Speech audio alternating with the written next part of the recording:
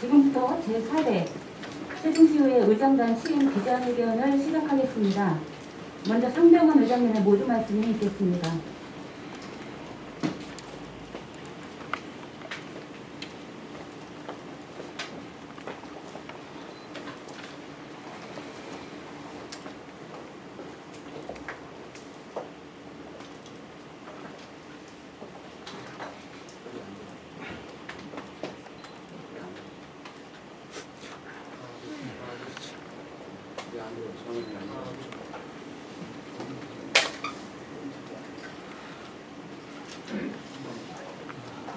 인사드리겠습니다. 세종시의회 4대 의회 의장 상병원입니다.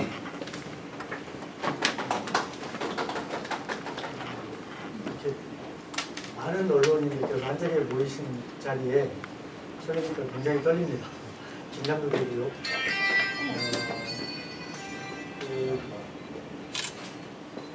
기자 간담회 또는 언론 브리핑을 3대 의회 때 의장단에서 또 상임위원장단에서 해오고는 있습니다만 제가 막상 이 자리에 서니까요 굉장히 긴장이 들고 떨리는데요.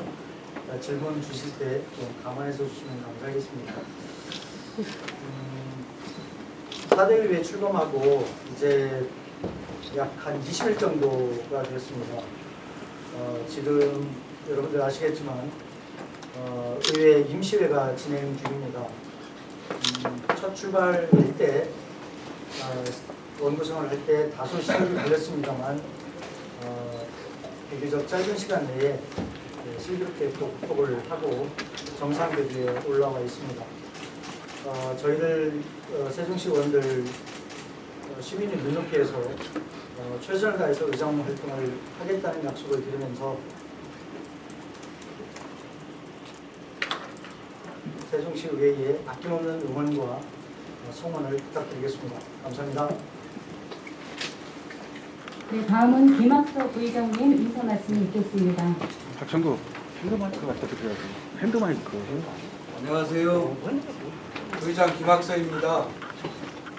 저는 이번에 처음 의회에 입상했기 때문에 경험도 많지 않고 여러 가지 배울 점도 많고 한데 기자분들도 많이 도와주시고 앞으로 저 또한 열심히 노력해서 세종시가 발전할 수 있는 그런 일을 하는데 최선을 다하고 또 여서야대 상황으로서 저 의원들이 단합해서 정말 시민들을 위해서 당리당략보다는 서로의 합친 힘으로 시민들을 위해서 일할 수 있는 기회를 만들어 보겠습니다. 감사합니다.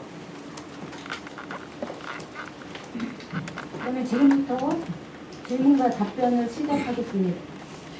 질문 방식은 기자님들께서 발송하여 주시면 저희 진행위원이 마이크를 갖다 드리겠습니다. 질문하실 때에는 먼저 질문하실 대상자와 또 질문하시는 기자님의 소속과 성함을 말씀해 주시면 감사하겠습니다. 질문하실 기자님 손 들어 주시기 바랍니다.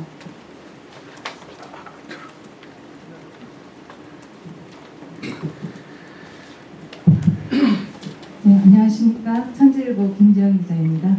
반갑습니다. 네, 지난 3대 때 교육 관련해서 아주 많은 일을 하신 걸로 기억하고 있습니다. 이제 의장님이 되셨으니 좀 더 파워풀하게 세종 교육의 발전을 위해서 어떤 일을 하시고 싶으신지 그 계획과 포부를 듣고 싶고요.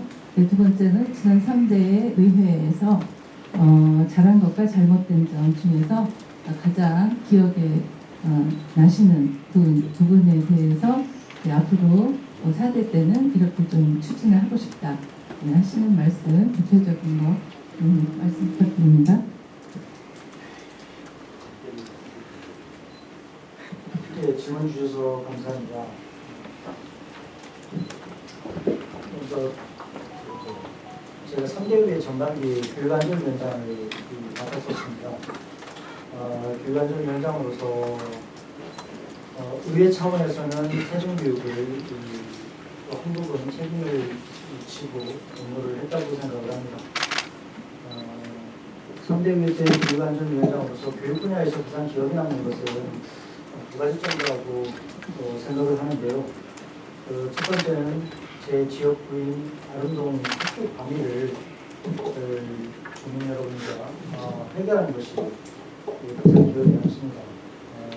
그리고 중부심사 규칙 이 개정을 통해서 학교 아름 이중이 신설이 되었고요.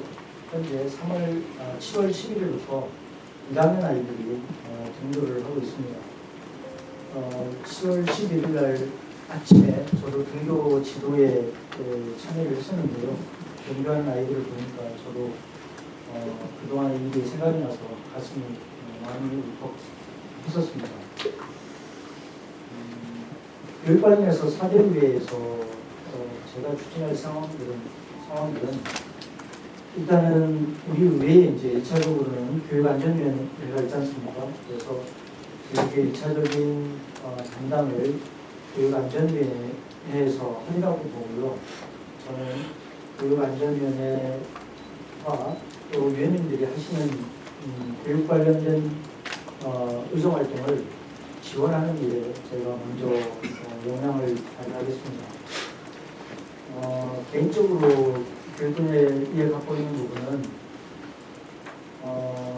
우리 교육청의 여러 가지 이제 사업들, 또 정책 목표, 또 분야와 관련된 내용들이 있는데요. 시민들이 이 관심을 갖고 있는 분야가 여러 개가 있는데 제가 생각하기에는 한 2가지 정도라고 생각을 합니다. 그 중에 하나는 공교의 그 학생의 학력 신장 문제. 다른 시대에 비해서 우리 교육청이 잘하는 분야도 있습니다만 학력 신장에 대한 부분이 우리 세종 시민들 또 학부모님들이 관심이 많다고 보고요. 이 부분을 교육청이 잘 해나갈 수 있도록 지원할 생각입니다. 또 하나는요. 학생 인권조례가 이제 경기도에서부터 제정된 이후에 학교 내에서의 학생 인권들은 상대적으로 많이 개선이 되고 강화됐다고 생각을 합니다. 반면에 그 교권이라든지 이러한 부분들은 또 상대적으로 좀 개선하거나 보완하거나 또는 보강해야 될 부분이 있다고 저는 생각을 하거든요. 그래서 학생의 인권 못지않게 학교 내에서의 교권을 강화하고 위상을 개선하는 것, 이러한 부분들이 또 못지않게 중요하다고 생각을 하는데 저는 이런 쪽에 또 관심을 기울여서 잘 되도록 노력을 하겠습니다. 감사합니다. 네. 다음 질문하실 기자님, 저쪽 뒤편에 마이크가. 예, 안녕하십니까. 중구매일 나인문 기자입니다. 우선 취임과 의회 개원을 축하드리고요. 의장님께 여쭙겠습니다. 그 세종시 정치 지형이 여수 야대로 바뀌고 세종시가 시정 목표로 미래 전략 수도를 내세우고 있는데 앞으로 그 집행부하고 어떤 관계를 구축하실지 궁금하고요. 또 하나는 그 의장님께서 취임 일성으로 시민을 위하는 의회하고 일하는 의회, 변화하는 의회를 강조하셨는데 앞으로 의정 운영 방침에 대해서도 한 말씀 부탁드리겠습니다.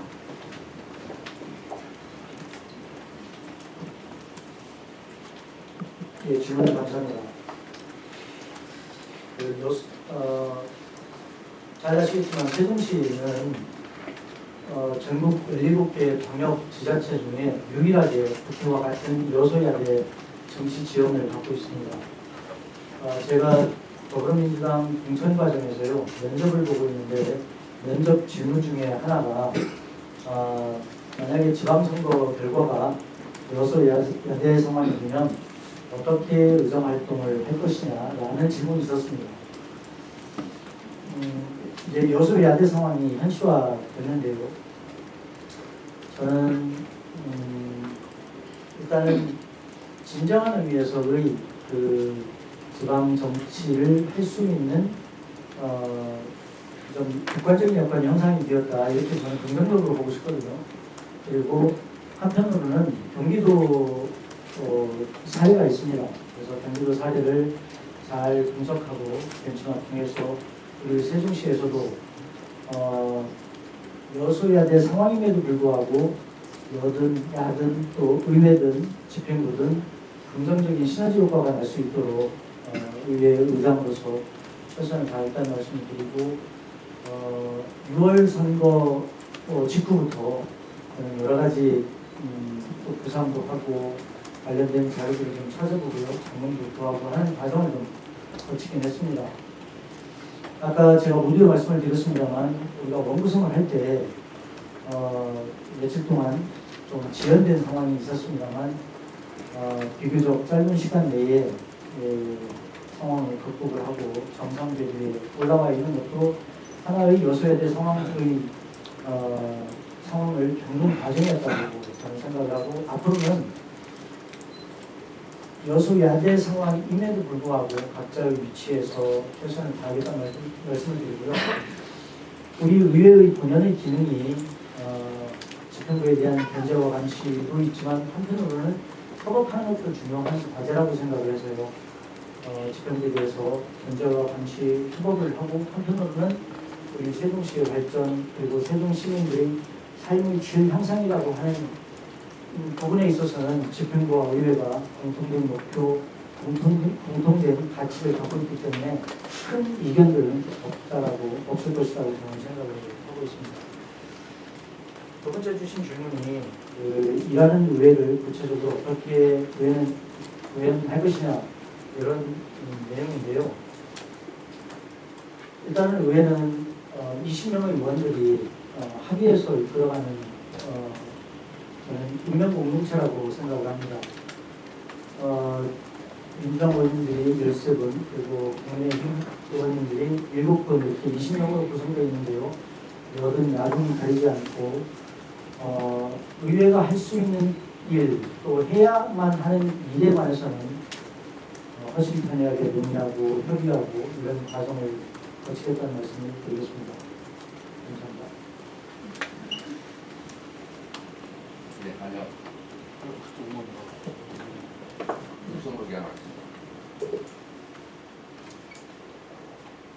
예, 안녕하십니까. 내외부 김주환입니다. 우선 우리 김학서 부위원장님 그 자리에 앉기까지 참 어려운 난관을 겪으셨죠. 남들이 봤을 때 자리 쟁탈전 한다라는 이야기까지 나왔었습니다. 앞으로 아까 말씀하신 대로 여야 합치해서 의정을 잘 이끌어 가시길 부탁드리겠습니다. 의장님께 질문 드리겠습니다. 지금 세종시에 국회 세종의사당 설치가 확정이 돼서 이제 추진 중이죠.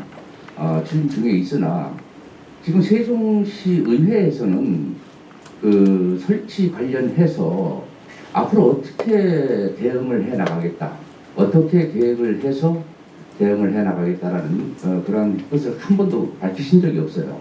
그래서 오늘 그 부분에 대해서 의장님께 한 말씀 듣고 싶고요. 또 하나는 오늘 조직 개편 관련해서 아마 오늘 통과를 시키셨을 거예요. 미래 전략 수도 본부죠.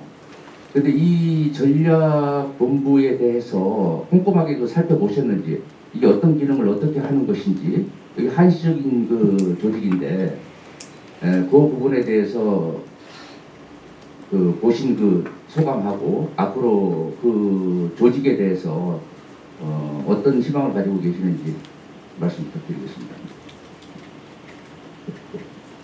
네, 질문 감사드립니다. 먼저 국회의사당 설치와 관련해서는 제가 정확하게 기억하는지는 모르겠습니다만 우리 3대 의회 때요, 세종시 의회에서 의사당 설치와 관련해서 결의안을 2번인가요? 낸 적이 있습니다. 그리고 또 별도로 행정수도 완성 투기를 구성을 해서 가동을 했었고요. 그러니까 큰 틀에서는 우리 의회 차원의 행정수도 완성 특위에서 의사당을 포함한 내용들을 담고 진행을 해왔다는 말씀을 먼저 드리고요.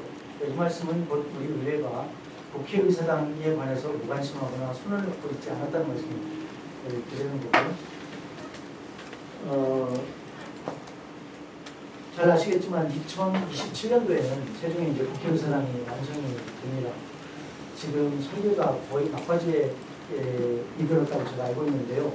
설계가 되면 이제 완성이 되면 곧 착공을 하고 약 한 3년 반 정도가 되면 공사기간이 3년 반 정도 걸리면 이제 완성된 건물이 된다고 제가 알고 있거든요. 그래서 현재는 설계 막바지 단계에 있고 27년도에는 국회 세종시단이 완성될 것이다. 이런 말씀을 알고 있는 내용인데 말씀을 드립니다. 그리고 4대 의회에서는 국회 세상을 어떻게 할 것이냐, 3대 의회 때와 마찬가지로 형성도 완성과 같은 특위를 할 구상을 갖고 있습니다. 이미 의원님들 움직임이 있었는데요. 다만 이제 그 특위의 명칭을 기존과 같이 할 것이냐 아니면 조금 달리할 것이냐 이런 차이는 있는 것 같은데요. 현재 의원님들 움직이고 있다는 말씀을 드리고요. 지금 집행부에서 미래전략본부 이제 와 경제부 시장을 신설하는 걸 핵심 내용으로 하는 조직 개편안이 의회에 와 있고 어제 행복위에서 통과가 됐고요. 오늘 이제 오전에 본회의에서 통과가 됐습니다. 절차적인 문제는 조금 변론으로 하고요. 집행부에서 필요로 하는 조직을 구상을 해서 의회로 의미상 의회에서 심도 있게 논의하고 검토를 했습니다. 그래서 소관 상임위원회에서 충분하게 논의를 했고 오늘 본회의에서 통과가 됐다 이렇게 말씀을 드리겠습니다. 네. 다음은 김학서 부의장님께 질문하실 기자님 계시면 거수하여 주시기 바랍니다. 네, 마이크 들고 계시는 기자님. 세종시의 이경규 기자입니다. 두 가지 질문을 드릴게요. 첫 번째는 오늘 뭐 의장님이 하셔도 좋은데 부의장님이 답변해 주셔도 좋고요. 아니, 하세요. 하고 싶은 거. 예. 아니 제가 하고 싶은 건 아니고 질문 지금 대상자를 정확하게 먼저 지정을 해주시고 네 질문해 주시면 이건 저기 감사하겠습니다. 의장님한테 여쭤보면 안 될까요? 의장님한테 첫 번째 질문 드리겠습니다. 방금 전에 이제 미래 전략본부를 걱정하는 조직 개편한 얘기가 나왔습니다만 이게 제가 듣기로는 지난 금요일날 이번 임시회 직전에 집행부 요구로 해서 전례에는 드물게 오늘 오전에 이제 본회의를 열고 이걸 처리해주기 위해서 이제 본회의를 연 걸로 이렇게 알고 있는데 이전에 어떤 요청 과정과 이것에 대한 어떤 좀 설명을 좀 해주셨으면 좋겠고요. 오늘 이제 본회의 열어서 이해를 갖다 해주셔야 되기를 조금 더 이제 방금 전에 말씀하신 것 덧붙여서 해주셨으면 좋겠고 그리고 이제 20적으로는 세종시 의회의 사무처가 사무처의 어떤 인력과 조직이 좀 빈약해서 이걸 갖다가 증언할 수 있도록 집행부에 요청하신 걸로 이게 들었는데 집행부에서 확실한 어떤 답변을 안 했다고 알고 있습니다. 그래서 그것에 대한 답변 그래서 앞으로 어떻게 해나갈 것인지 하나 하는 거고요. 두 번째 질문입니다. 대통령 세종집무실 2단계를 지금 건너뛰는 것처럼 인식이 되고 있는데 물론 결의안 20명 의원 전원이 서명한 결의안을 발표하시긴 했습니다만 차후 구성하고 있는 어떤 다음 단계의 어떤 액션이라든가 행동 어떤 구성하시는 것 있으면 말씀해 주시다고 두 가지 말씀드리겠습니다.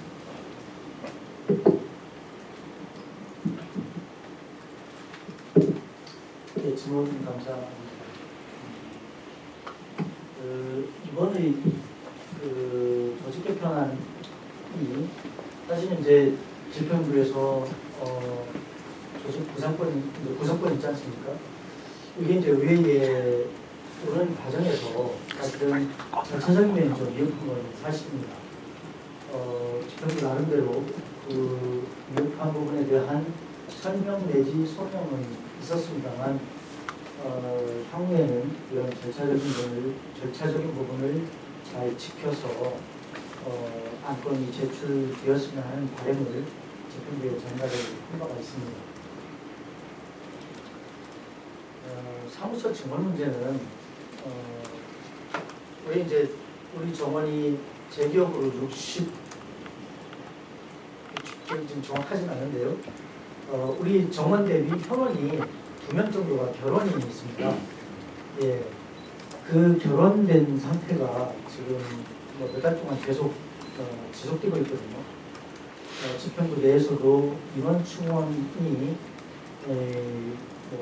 어렵다고는 하나 집행부에 비해서 상대적으로 우리 의회 사무처가 규모가 작다 보니까 한 명이라도 결혼이 생기면 그 공백이 크게 보일 수밖에 없거든요. 그래서 사무처의 결혼을 좀 계속히 보충을 해달라 이런 요구가 아마 사무처와 집행부 간에 실무적으로 논의를 한 것 같고요. 저도 간략한 보고를 받은 바는 있습니다. 행정복지위원장님이 그 공식적으로 말씀은 안 하셨나요? 제 기억으로 의정간담회 때 발언을 했고요. 그리고 이제 해당 소관 상임위원회 할 때 발언을 한 걸로 제가 알고 있습니다. 네. 저기 세종지무실 다음 단계 행동 규정하시는 거예요? 그 대통령 세종지무실 설치와 관련해서는 잘 아시겠지만 그 3단계 노면 제시를 이제 세종시에서 대통령 인수위에 제시를 한 바가 있는 내용이지 않습니까? 그래서 대통령 인수위에서 이 세 가지 로드맵을 이제 수용을 한 건데 현재 언론을 통해서 나온 얘기는 그 중에서 2단계를 생략하고 바로 1단계에서 3단계로 가보자 하는 내용이 핵심입니다. 그래서 이제 저희 의회도 그렇고요. 세종의 시민사회에서는 2단계를 생략하는 것이 대통령 집무실 설치에 대한 의지 후퇴 아니냐 이런 이제 우려를 갖고 있는 거고 우리 의회에서는 당초 인수위가 얘기한 대로 2단계 구상을 실현하라 이런 요구를 하는 거죠. 이게 핵심입니다. 네, 잠깐만요. 네, 조금 그냥 여기 지금 IPN 뉴스 아니, 잠깐만요. 아까부터 좀 손을 드셨는데 팔이 질문기에 아픈데? 먼저 드리고 그 다음번에 팔이 아픈데 드리겠습니다. 입원으로 해. 안녕하세요. 저 IPN 뉴스 남남입니다. 긴장 좀 풀리셨나요? 아까 하도 긴장하셨다는데 제가 좀 하나 두 가지만 여쭤보려다가 좀 기다렸습니다. 지방의회 인사권 독립으로 의장님에게 인사권이 부여됐는데 의회 사무처 조직의 인사 방침이 혹시 계시다면 말씀해 주시고요. 정책지원관리의 역량이 중요해 보이는데 정책지원관에 대한 역량이 이제 중요해 보입니다. 앞으로 이 전문 인력을 어떻게 활용해 나가실지 그 두 가지만 좀 말씀 좀 해주시기 바랍니다. 의장님 하시겠습니다. 네, 의장님한테 제가 제가 여쭙습니다. 예.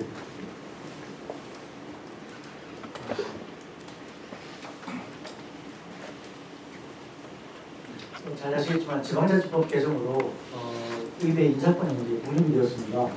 그리고 세종시 외에도 인사권 독립한 이래 이제 실질적으로는 처음으로 이제 인사를 하게 되는 셈인데요. 앞으로 이제 인사 공청을 어떻게 할 것이냐 이제 물어보신 것 같은데요. 상식선에서 접근하면 되지 않을까 싶습니다. 다시 말씀드리면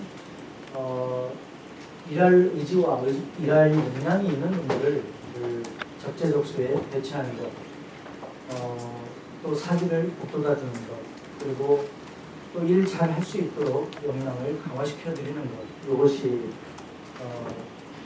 의회 내에서 인사권자인 의장으로서 할 역할이라고 생각합니다. 그리고 두 번째는 정책지원관을 어떻게 잘 활용할 것이냐 이렇게 말씀을 주셨는데요. 정책지원관 이전에 이제 입법주무관들이 이제 제도적으로 있었지 않습니까? 일부 이제 정원을 조정 중에 있고 남아있는 정원들을 이제 계약 기간 내에는 이제 운영할 수밖에 없는 이런 구조인데요. 입법주무관님들도 많은 영향력을 거치고 의회에 많은 법안과 헌신을 해온 것이 사실이고요. 근데 이제 제도적으로는 정책지원관을 행정직 6급상당의 지원들로 더하게끔 이렇게 되어 있거든요. 그래서 신분이라든지 복지라든지 이런 부분들이 기준과는 많이 차이가 납니다. 그래서 의회에서 정책지원관들을 채용을 할 때 그에 합당한 역량과 능력을 갖춘 분들을 잘 선발해내는 것이 일단 관건일 거고요. 이제 의회에 배치를 할 때는 일단은 적은 인력으로 의회의 의원들이 의정활동을 잘 지원하고 서브할 수 있도록 적재적소에 그야말로 배치를 해야죠. 그런데 현재는 의회 정원의 4분의 1만 돼 있어서 작년까지는 현재는 정원이 4명이고요. 내년에 가서야 정원의 2분의 1 수준으로 되기 때문에 23년도 가서야 10명이 됩니다. 그래서 지금은 좀 부족하고 불안전한 상태로 지원을 좀 할 수밖에 없는 이런 구조입니다. 그 저기 선발을 하신다고 했는데 그 선발할 때 어떠한 그 로드맵이 기준적인 게 있어가지고 거기에 접하 뭐 이렇게 저기에 되지 않을까요? 혹시 뭐 포드 인사나 이런 오해받을 수 있는 상황이 있지 않을까요? 선발이라고 그냥 이렇게 말씀을 하시면 거기에 대해서 구체적인 로드맵이 없으면은 그때 좀 헷갈릴 것 같은데요. 아마 그 인사 규정이 있을 건데요. 참고로 지금 4명 선발한 거에 대해서는 그 300회 때 선발을 했기 때문에 제가 관여하지 않았습니다. 그리고 이제 6명 더 선발을 할 때는 그게 이제 23년도에 계획이 있기 때문에 아마 관련된 규정이 있고 실무적으로 준비를 하고 있을 건데요. 제가 실무적으로 아직 보고를 못 받아서 그것은 좀 파악을 해봐야 될 상황입니다. 네, 다시 한번 좀 말씀드리겠습니다. 그 질문하실 때에는 질문 대상자를 좀 명확히 밝혀주시고 질문해 주시면 감사하겠습니다. 마이크 들고 예. 네, 질문해 주세요.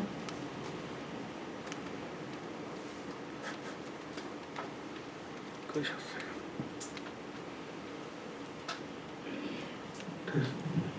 예, OTN 임원선 기자입니다.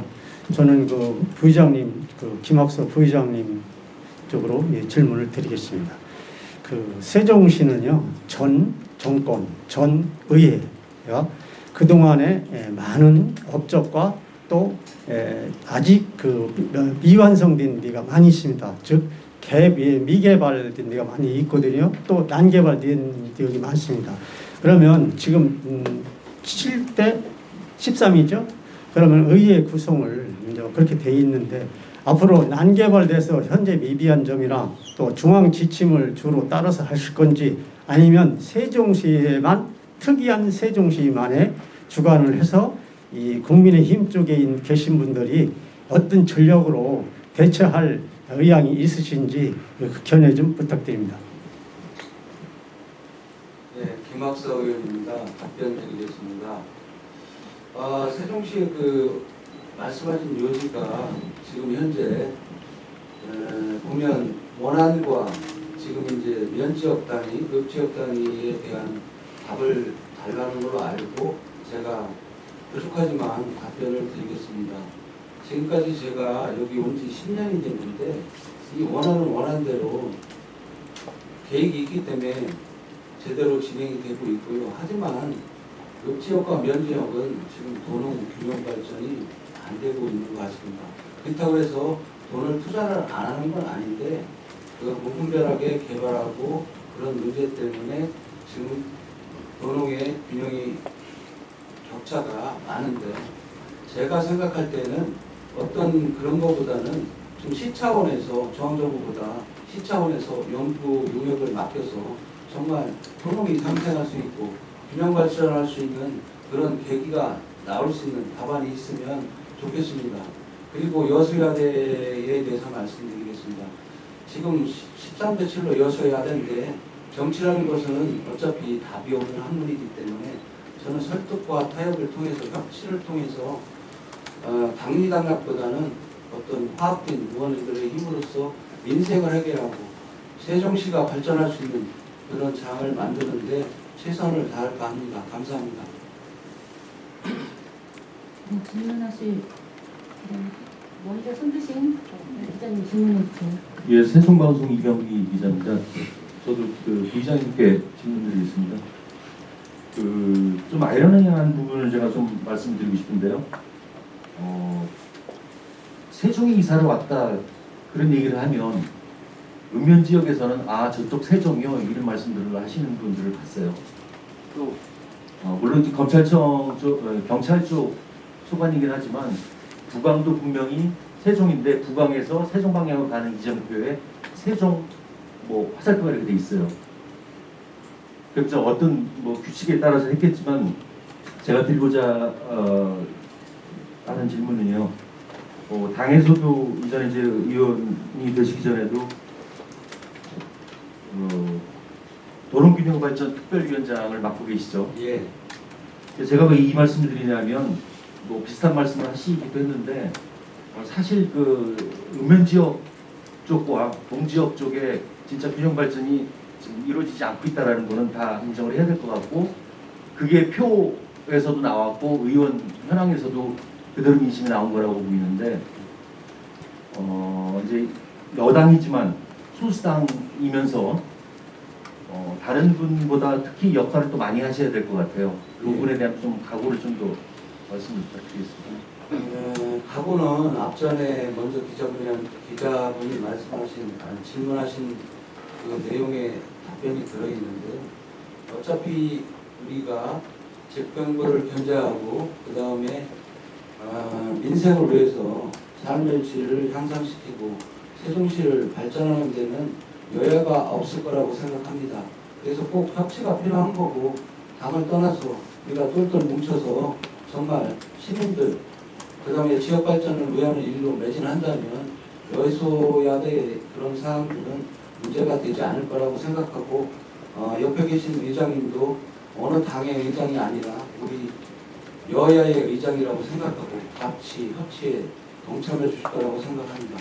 그래서 앞으로 우리 세종시가 잠깐의 문제는 있었지만 앞으로 협치를 통해서 정말 세종시 발전을 할 수 있도록 열심히 노력하겠습니다. 감사합니다.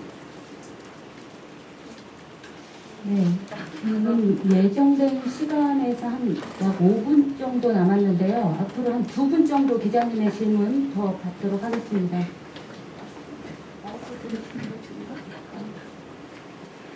죄송합니다. 진행자에게 제가 안 보였던 모양입니다. 네네, 질문해 주세요. 네, 세종바람의 박은주입니다. 질문 드리겠습니다. 먼저 김학서 부의장님께 질문 드리고 그 다음에 의장님께 질문 드리겠습니다. 며칠 전에 최민호 시장님께서 읍면동장 시민추천제 폐지를 선언을 하셨죠. 기사실에 내려오셔서. 그래서 질문을 드리는 겁니다. 그 말씀 중에 마무리에 공무원들과 또 읍장과 이장단 협의회의 반대가 너무 심하기 때문에 그 부분을 받아들였다는 말씀이 있었어요. 그리고 우리 김학서 의원님이 당선되신 것도 면지역이잖아요. 그런데요, 지금 앞서서 질문한 것과 상통됩니다만 읍면 지역과 동지역의 차이가 너무나 커져 있습니다. 지금 그 문제 중에 가장 큰 거는 인구가 젊은 인구가 들어오지 않는다는 거예요. 그렇죠. 이 문제가 해결되지 않으면 안 되는 거잖아요. 여기다 뭐 건물 하나 진다고 뭐 발전하는 게 아닌데 제가 시장님께도 교육감님께도 어딜 가서 이런 질문을 드립니다. 어떻게 해결할 겁니까?에 대해서 여기서 답변을 구하는 게 아니고요. 그 부분에 대해서 집행부인 시나 아니면 교육감님의 협조 요청이 있었는지 이렇게 해주시면 좀 면단위에서도 좀 이렇게 할 수 있습니다라는 의뢰가 있었는지 그리고 지금 도농 발전을 위해서 가장 중책을 맡고 계신 분이기 때문에 구상이 있으신지 이 부분 질문을 드리고요. 그러면서 상병현 의장님께도 같은 맥락입니다. 아름제이 캠퍼스 지시느라고 내가 언제였죠? 19년도부터 굉장히 고생했던 거 공청회 때부터 같이 다니면서 바라봤습니다. 고생 그때 학교는 생겼죠. 그럼 면단위에 지금 텅텅 비어있는 학교는 어떻게 하실 건지. 이제는 그 지역의 의원이 아니고 의장이 되셨습니다. 교육직을 그동안 4년 동안 의원으로서 활동을 해오셨기 때문에 잘 아시죠? 그러면 면단위에 있는 학교는 교육감님한테 질문 드렸던 거예요. 안에 있는 학교보다 학교 크기가 1.5배 큽니다. 그런데 학생 수는 20명이 채 안 됩니다. 하나당. 젊은 인구 어떻게 끌어들여야 됩니까? 이 부분에 대한 요청이 있었는지와 역시 구상이 있으신지 질문 드리겠습니다. 제가 먼저 답변할까요? 네. 네, 부의장 김학서입니다. 먼저 학교에 대한 얘기는 제가 어제 상임위 때도 얘기를 했거든요.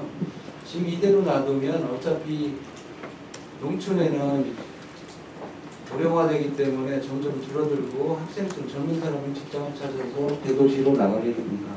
당연히 기자분이 말씀하신 대로 학교는 폐교로 될 수밖에 없는 상황입니다. 제가 한 가지를 제안한다면 지금 이제 공장들이 들어오고 있거든요. 그래서 우선적으로 제가 제일 많이 다닌 전전동 서정에 대해서 말씀을 드릴게요. 서정면은 인구가 제일 작아요. 상계면 중에 2천이 채 안 되는데도 불구하고 학생 수는 상계면하고 전면 다음으로 많거든요. 그 이유가 소정에 KCC라는 업체가 있고 거기서 사원 아파트를 건설해서 젊은 사람이 살기 때문에 어느 정도의 학생 수는 유지를 하고 있습니다. 그래서 제가 대안을 한 가지 제시할까 합니다. 지금 이제 전이전동에는 공장들이 굉장히 많이 들어오고 있거든요.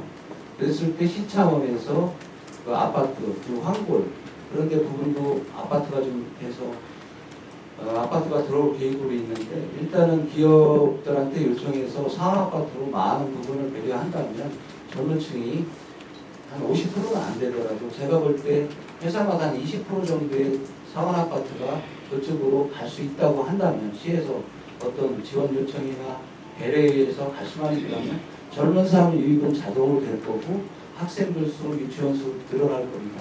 그 다음에 젊은 사람이 들어오고 월급을 타는 사람들이 지역에 늘어나기 때문에 지역 경제가 활성화되면 상인들이 또 그 지역에 와서 또 상가를 이루게 될 거고 여러 가지 이런 차원에서 재화가 돌 수 있겠죠. 그래서 지역 경제가 활성화될 수 있다면 정말 학생 문제는 10년을 볼 때 시에서 어떤 정책을 갖고 가느냐에 따라서 인구 증가는 그렇게 문제가 될 거라고 생각하지 않습니다. 만약 기업이 안 들어온다면 제가 말씀드린 부분이 문제가 되겠지만 계속적으로 지금 기업이 유치가 되는데 중소기업보다는 대기업이 들어왔을 때 좀 더 활성화될 것 같고 지역경제, 법인세나 그 다음에 또 인두세나 이런 거 다 종합해서 볼 때 지역적 수준도 높아지고 그러기 때문에 정말 기업을 유치를 잘해서 그분들이 100분의 20%만 정말 이 지역에 와서 살 수만 있다면 정말 세종시가 더 경제적으로 발전하고 정말 좋은 교육도시가 되는데 문제가 없을 거라고 생각합니다. 그 다음에 균형발전에 대해서는 아까도 말씀드렸지만 지금 이제 무분별하게 이제 공장을 짓고 마을을 부수고 사람이 여기를 떠나거든요. 비근한 예로 여기 오성만 예를 들더라도 저는 기업 생활을 오래 했기 때문에 기업적으로 보는 눈이 좀 높습니다. 다른 사람보다는.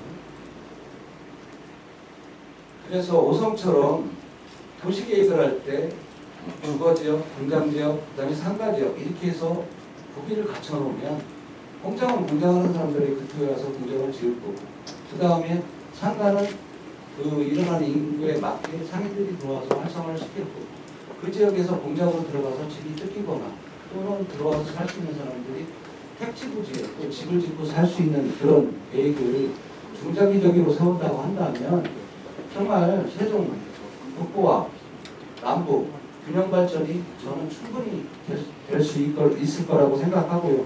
또한 이거는 어떤 개인적인 생각보다는 아까 말씀드린 대로 어떤 세종시 자체에서 중앙정부보다는 이 지자체에서 중심으로 해서 어떤 연구 용역을 맡겨서 정말 상생 발전할 수 있는 기틀을 연구안을 내서 그 모델링 방안에 따라서 정말 시를 균형 발전해 나간다면 세종시도 앞으로 균형 발전이 충분히 될 수 있고 전국의 모범적인 사례로 나올 수 있지 않을까 그렇게 생각합니다. 그 다음에 세 번째는 면장 인사에 대해서 말씀하셨는데 제가 이제 지역에 살다 보니까 꼼꼼히 살펴봤어요. 면장을 하는데 옛날에는 관에서 임명을 했는데 요즘은 이제 투표제로 하는데 장단점은 있겠지만 투표제로에서 주민들이 들고 오면 몇몇 분이 그분을 활용하려고 쫓아다니는 것 같아요. 그분들 중점적으로 내가 해서 당신을 모셔왔으니 당신은 나에 대해서 어떤 일을 해줘야 된다. 이러다 보면은 면장으로서 전체 문민관이 아니라 균형, 그러니까 일부분적인 문민관이 될 수 있거든요. 그래서 우리 시에서 이번에 그런 어떤 공모제를 폐지한 건 저는 정말 잘 됐다고 봐요. 정말 정확한 인사를 해서 이면 연마다도 틀리잖아요. 그런데 가서 정말 시장님이 봤을 때 지역 주민을 의견을 청취했을 때 정말 이 면장을 인사함으로써 정말 면의 발전이나 주민 간의 소통이나 이런 부분이 더 잘 될 수 있을 거라고 생각합니다. 감사합니다. 네, 이제 마지막으로 한 분의 제가 상병환 의원님께도 질문을 드렸어요. 읍면동장 그 부분까지도 답변 부탁드리겠습니다. 그러니까 학교 문제. 지금 네. 아름중학교는 잘 해결이 됐는데 연정이 학교는 어떻게 하실 생각이며 읍면동장 직접 시장님이 임명하는 부분에 대해서는 어떻게 생각하시는지 이장단 협의회의 힘 때문에 어쩔 수 없이 포기한 건 아니냐는 의견이 나오고 있어서 이 부분의 생각은 어떻게 하시는지. 저한테 두 가지 질문 한 거를 제가 이해를 하고 있는데요. 먼저 아름신권은요, 제가 이제 지역구가 3대 때 아름동이었지 않습니까? 지금도 아름동입니다만, 아름동은 최대의 현안이 이제 학교 방해를 해결하는 거였고요. 저는 지역구의 수건을 해결하는 데 충실했다고 생각을 하고요. 이제 반면에 읍면의 학교는 어떻게 할 것이냐. 의원들이 의정활동을 할 때 이제 지역구들이 다 있지 않습니까? 제가 아름동을 고민했듯이 읍면 지역의 의원님들이 고민을 1차적으로 하셨어야 되는 거고요. 이제 지금은 제가 이제 의장으로서 읍면 지역의 이제 공시화되어가는 학교를 어떻게 할 것이냐. 뭐 여러 가지 견해들이 있습니다만 솔직히 말씀드려서요, 쉽지 않은 문제입니다. 이것이 일자리 문제, 그리고 주거 문제, 교육 환경 문제 여러 가지가 서로 얽혀 있어서 단기간 내에 어떤 특별한 효과를 내는 정책은 사실은 좀 어렵지 않을까 이렇게 생각을 하고요. 교육청에서도 제가 이제 의원이 된 이후에 끊임없이 노력을 하고 있어요. 학교는 곧 마을의 역사고 문화라고 하지 않습니까? 학교가 하나 없어지면 역사와 문화가 사라지는 건데 그 역사와 문화를 유지하고 하기 위해서 여러 가지 노력을 하고 있는데 쉽지 않은 상황은 솔직한 표현입니다. 우리 세종시가 2011년도에 출범을 했는데요. 출범할 당시에 인구가 약 11만이었습니다. 그런데 10년이 흐른 지금의 읍면의 인구가 오히려 줄어들었어요.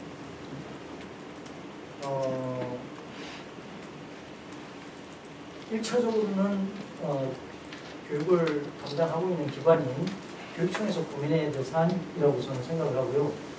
이건 제가 이제 의회 의장이긴 합니다만 어떻게 하겠다 이 발언을 하기는 상당히 협조요청 들어온 건 없었다는 얘기죠, 그러니까. 표현입니다. 예. 그래서 저는 제가 지금 드릴 수 있는 발언은 교육청에서 구성하는 것을 시민의 눈높이에서 조정하고 위에서 지원하겠다 이 말씀을 먼저 드리겠습니다. 두 번째는 읍면동장 추천제인데요. 시민 추천제도 장단점이 있고 또 지금 변형되는 모습도 장단점이 있다고 생각을 합니다.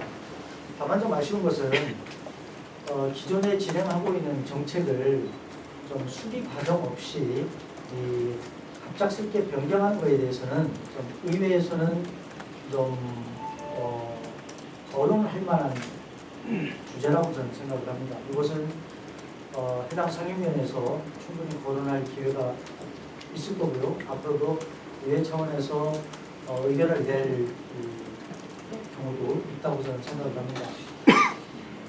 관련해서 두 번째 말씀드리고 싶은 것은 저도 이제 간략한 보고를 받았습니다만 읍면동장 추천제에 대한 의견 내지 여론 수렴 표본 집단이 숫자가 굉장히 적습니다. 그것을 일반화한 표본 집단이라고 보기에 매우 좀 근거가 미약해서 가능하다면 합리적인 표본, 합리적인 의견 수렴 절차를 좀 거쳐서 변경을 하더라도 했으면 하는 바람을 말씀드리겠습니다. 이상. 예정된 시간이 좀 다 되었습니다. 제한된 시간으로 기자님들께서 원하시는 만큼 저희가 질문을 다 듣지 못하는 점 양해를 부탁을 드리겠습니다. 마지막으로 한 분만 지금 나왔지 않았던 질문 하실 기자님 계시면 한 분만 더 질문 받겠습니다. 네, 경충일보 김종 기자입니다. 우리 세종시 의회는 20명의 의원님들 중에서 17명이 초선 의원인데요. 이 경험 많은 공무원들이 있는 집행부를 견제하기 위해서는 우리 의원님들의 그 역량을 강화할 필요가 있다고 생각합니다. 이를 위해서는 앞으로 어떻게 계획을 세워나갈 계획이신지 의장님께 질문드리겠습니다. 네, 질문 감사합니다. 말씀하신 것처럼 우리 의회 20명 중에 85%가 초선입니다. 물론 뭐 선수가 중요합니다만 그 의회에 들어오기 이전에 사회에서 각계 여러 분야에서 사회 경험을 쌓고 하신 분들이 또 많이 계셔서 저는 뭐 크게 걱정을 하지 않습니다. 다만 지금 말씀하신 것처럼 의회에 오셔서 업무를 보는 집행부의 간부급 공무원들이 적어도 사무관급 이상이거든요. 사무관급 이상이 되려면 적어도 15년 내지 20년 정도의 근무 경력을 요합니다. 그만큼 집행부 내에서 많은 경험과 노하우를 갖고 있다고 봐야죠. 이런 분들을 상대로 일을 해야 하는 의회의 입장에서는 아주 획일적이고 단순하게 말씀을 드리면 역량을 좀 강화해야 하는 측면이 없지 않아 있습니다. 저 의장으로서 고민스러운 점은 어떻게 하면 의회와 집행부가 업무적인 사안에 대해서 서로 원활하게 소통하고 업무 협조를 해나갈 수 있을지 또 해나가야 되는지 고민하고 있습니다. 그러기 위해서는 전제 조건으로 우리 의회의 역량을 한층 강화를 해야 되는데요. 각도로 구상을 하고 있습니다. 지난주에 의정연수를 했습니다만 기존에 행해왔던 의정연수보다 훨씬 더 질적으로 양적으로 풍부하고 강화된 모습으로 의회의 역량을 좀 키워나가겠다 이 말씀을 의장으로서 드리겠습니다. 잠깐만, 아까 제가 질문한 데 있어서 제대로 그 답변을 못 들었기 때문에 여기에 대한 다시 추가로 조금만 질문 드릴게요. 살짝 말씀해 주시죠. 아니, 이걸 보충 좀 잠깐만요. 아까 그 세종 국회의사당 설치 관련해서 세종시 의회가 이 설치 방안에 대해서 어떤 내용 방안이 있느냐라고 내가 여쭤봤는데 애들러서 뭐 산기 막 이런 식으로 해서 그 원론적인 말씀만 하셨거든요. 그 내용 방안이 뭐냐고 답변 좀 부탁드리겠습니다. 국회의사당과 관련해서요. 예. 제가 알고 있기로 국회의사당 설치 로드맵에 대해서는 정부가 구성한 대로 현재 진행 중이라고 알고 있습니다. 그러니까 지금 대통령 집무실처럼 1, 2, 3단계 로드맵 제시를 했다가 2단계가 생략되는 이런 상황은 아니거든요.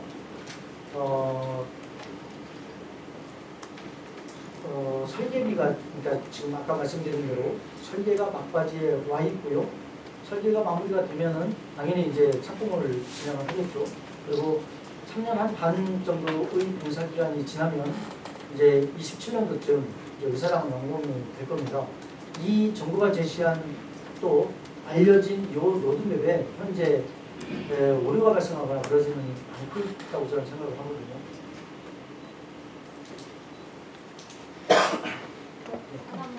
네. 아니 오늘 계획된 시간이 좀 많이 한 번만 질문 드릴게요. 네, 짧게 질문 마지막으로 드릴게요. 네, 짧게 저 동양일보 신서희 기자라고 하는데요. 그 지금 최민호 시장 공약에 교육특구가 있고요. 또 최근에 뭐 인수위에서 기회발전 특구 시범도시 뭐 이런 거를 좀 얘기를 했었는데 그 다양한 특구 지정에 대해서 이제 집중하겠다는 목소리가 나오고 있어요. 근데 의장님께서 교육, 물가, 일자리 창출 뭐 이런 거에 총력을 기울이신다고 말씀을 하셨는데 그러면은 이런 움직임에 힘을 실어줄 뭐 안을 갖고 계신지 아니면 이 너무 특구를 남발하는 거 아니냐, 뭐 선택과 집중이 필요하다, 뭐 이런 생각이 있으신지 간단하게 말씀 부탁드리겠습니다. 네, 질문 감사합니다. 아까 제가 이제 답변하는 과정에서도 말씀을 드렸는데요. 의회의 역할이 집행부에 대한 견제와 감시, 한편으로는 협업도 중요한 역할이라고 생각을 합니다. 집행부가 어떤 뭐 정책이라든지 사업을 하겠다고 구성을 하고 추진함에 있어서 의회가 협력할 부분이 있다면 저는 전적으로 협력을 할 것이고요. 다만 그 정책과 사업들이 예산을 수반하는 것이기 때문에 예산에 있어서는 적정한 예산인지 적정한 사업 규모인지 이런 것은 또 우리 의회 본연의 모습으로 견제와 감시를 하겠다는 말씀을 드리겠습니다. 구체적으로 집행부가 뭐 선거 공약 때 이제 교육특구로 나왔는데 그걸 당선된 이후에 구체화한 모습은 아직은 발표가 안 됐거든요. 그래서 집행부가 조만간 구체화된 내용들이 나오면 의회 차원에서 의회의 시각에서 점검하고 살피도록 하겠습니다. 감사합니다. 네, 감사합니다. 그 질문하실 내용들이 많이들 계실 텐데 제한된 시간으로 이렇게 다 질문 받지 못하는 점 기자님들께 다시 한번 양해 말씀을 드립니다. 이상으로 질문과 답변을 모두 마치겠습니다. 의장님과 부의장님 마무리 인사 말씀 듣고 오늘 기자회견 마치도록 하겠습니다. 먼저 성병원 의장님 마무리 말씀 해주시기 바랍니다.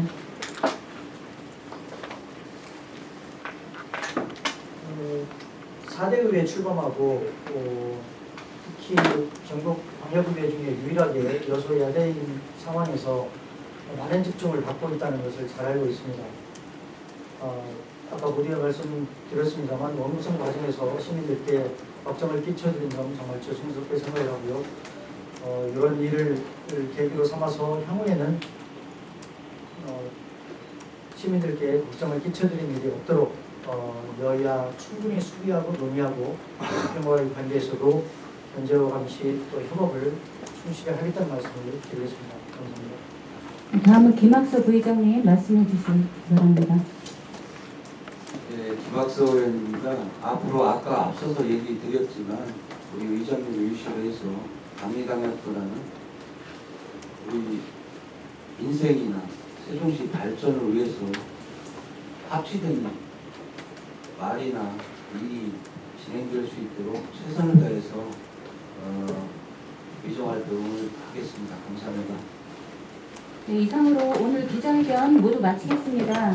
참석해주신 우리 언론인 여러분 외에 또 모든 분들 감사하다는 말씀 드립니다.